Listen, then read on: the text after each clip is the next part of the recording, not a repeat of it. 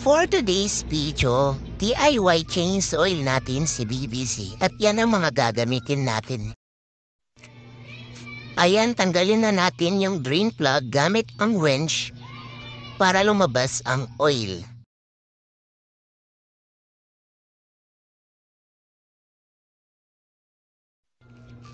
So ayan, lumabas na ang oil. Kailangan fully drain na ito bago natin ilagay yung panibagong oil.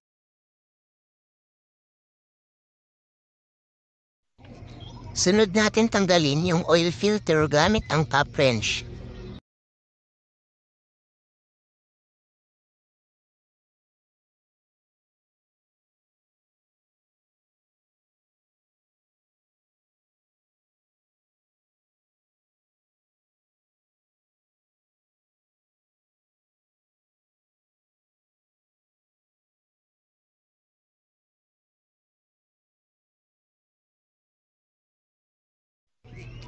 At ikakabit na yung bagong oil filter.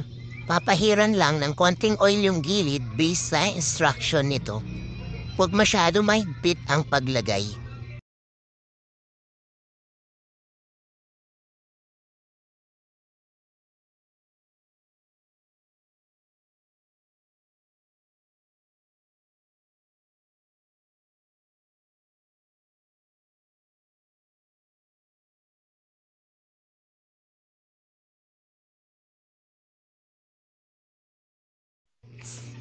Next naman, ibalik natin ang drain plug.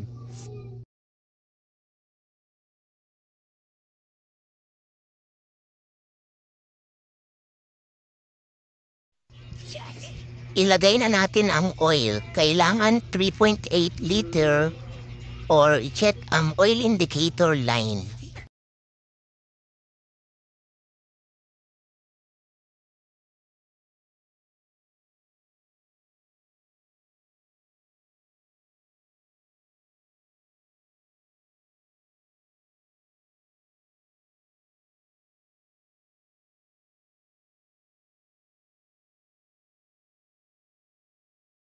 So ayan, naka-level na nga yung oil sa line. So test drive natin para makita kung may oil leak.